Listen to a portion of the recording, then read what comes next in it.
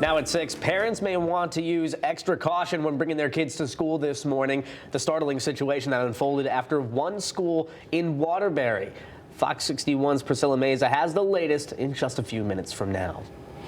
Oh, good morning, and thanks so much for checking in with us here at Fox 61 and Fox 61 Plus. It's Thursday. I'm Erica Arias. And I'm Glenn Kittle, who is apparently always wrong about the weather that happens in the afternoon hours.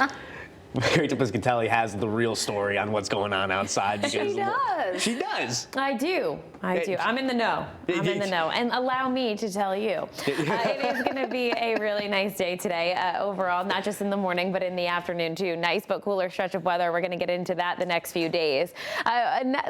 Temperatures over the last 24 hours have definitely dropped off. So 3 to about 13 degrees cooler than this time yesterday. We're sitting in the 40s to near 50, 42 degrees in Torrington as well as in Meriden, 55, New Haven, Bridgeport, 53, and 41 in Willimantic. Our wind speeds are up this morning along the shoreline. Inland communities nice and calm. 13-mile-per-hour winds over in New Haven and Bridgeport, gusting a little bit higher than that. Plan for a little bit of a breeze later on today, gusting closer to 20. The breeze and wind really only sticks around for one more day as we head into Friday, Saturday, and Sunday, anticipating less wind. Temperatures today getting up around 59 to near 60, sunny and breezy. It's going to be a nice day overall. Near 60 degrees in Derby, 60 in Hartford, 61 in Middletown, 62 degrees along the shoreline, 58 in Niantic, and 59 degrees in Pomfret. Over the next few days, we're going to see numbers around 60 for our Friday. More sun hanging around, and we have some cool nights ahead as we head into this upcoming weekend. Temperatures on Saturday morning will be up around 38 degrees. Some of us in our higher elevations may get up into the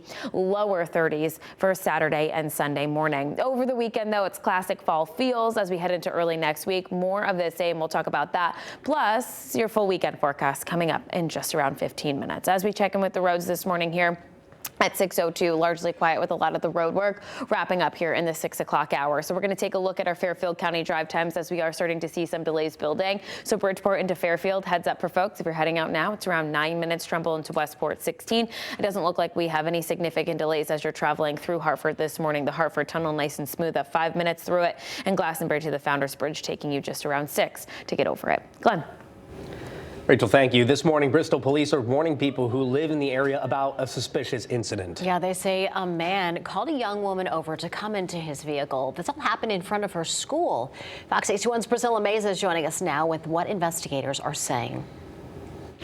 Yeah, good morning. Police say this happened right outside St. Joseph Middle School yesterday evening during CCD pickup. Now that's when parents and children are usually wrapping up their evening classes. Police say a man in an SUV called out to a 9-year-old girl several times trying to get her to come closer. It was around 6:48 p.m. when police say the girl was standing with her teachers outside the school. They say a man in this dark-colored SUV reportedly called her name multiple times. Staff members quickly stepped in, and that's when the man took off. The suspect is described as a tan-skinned man between 20 and 30 years old with dark curly hair.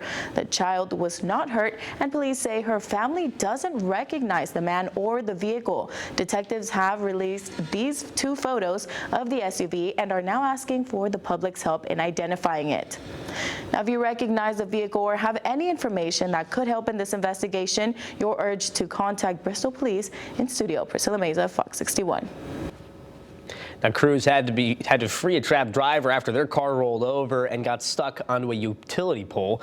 It happened just after 9 on Hartford Turnpike in North Haven. When crews arrived, they found that the utility pole was broken in half, and that there were serious electrical hazards to both the first responders and the person in the car. The person in the car was finally freed and was taken to the hospital with non-life-threatening injuries. 6:04 breaking overnight in Waterbury when one person was hurt in a hit and run.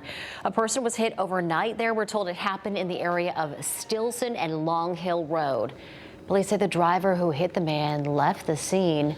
The person who was hit is at the hospital right now in critical condition. At last check, officers had to close off that area as police were investigating.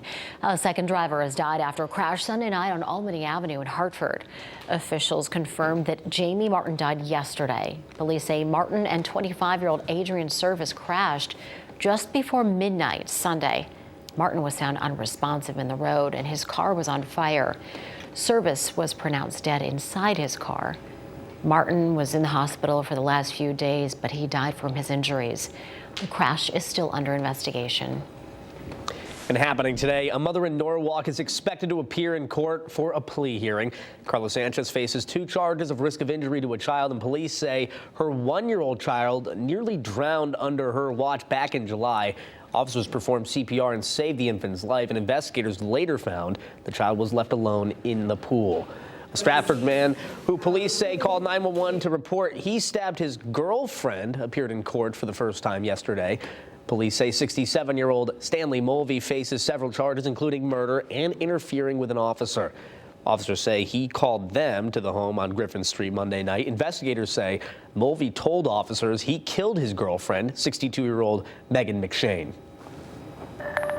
6:06 now, and a jury has found former Deputy Budget Director Costa Diamantis guilty on all 21 counts that he faced in his federal corruption trial. And those include extortion and bribery. The 69-year-old's lawyer says that they plan to appeal the convictions, calling them a disappointment. He added that Diamantis could face a catastrophic sentence of 10 years or more.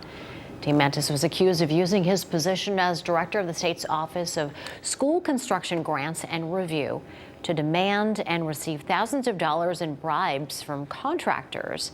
This was from 2018 to 2021 in exchange for helping the companies obtain and maintain contracts for work on multi-million-dollar state-funded school construction projects.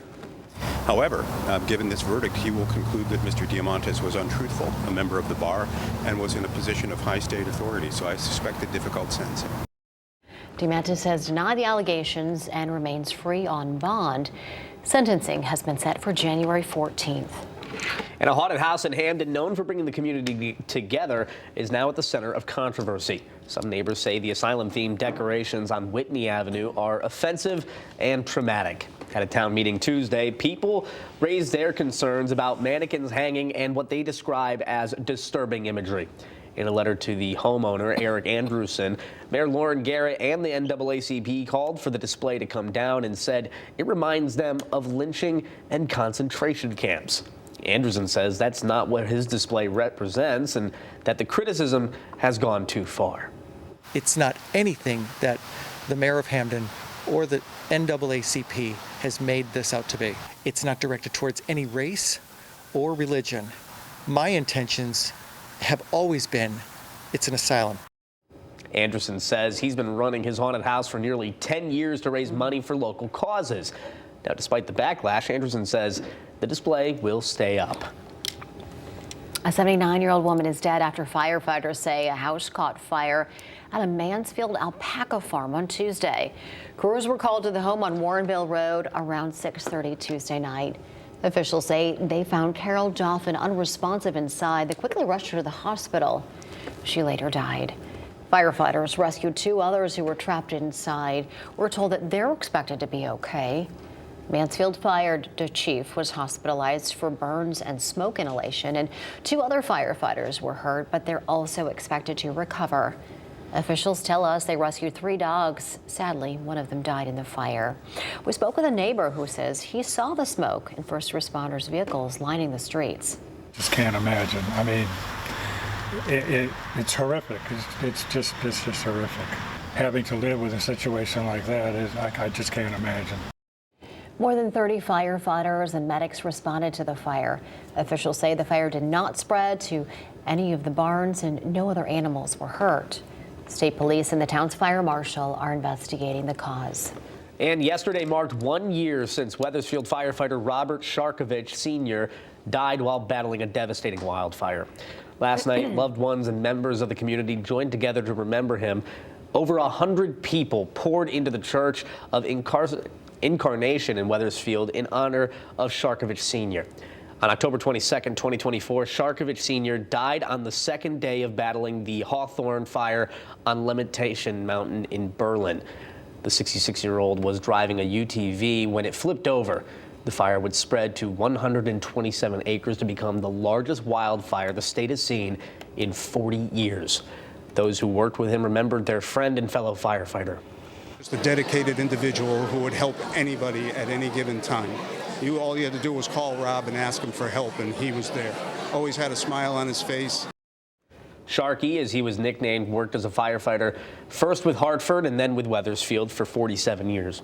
His sister asks everyone to do a random act of kindness because it's what her brother would have done.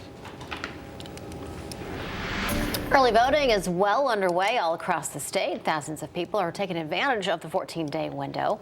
According to some new numbers from the Secretary of State, more than 24,000 people have already cast their ballots. Nearly 10,000 absentee ballots have also been returned so far. Democrats lead with about 12,500 early votes, followed by 5,400 Republicans and just over 6,000 unaffiliated voters. Stratford tops the list of towns with the most early votes, followed by Milford, Hamden, and Greenwich. Election officials say these numbers are provisional. They're still being verified, but they do give a strong snapshot of voter turnout so far. 6:11 now. Today in Waterford, we're expected to hear from the leadership of General Dynamics Electric Boat. While details of the announcement aren't clear, we're told it's about the future of operations for Electric Boat in Connecticut. The announcement is expected to happen at 11 a.m., and we're told Governor Lamont will be in attendance.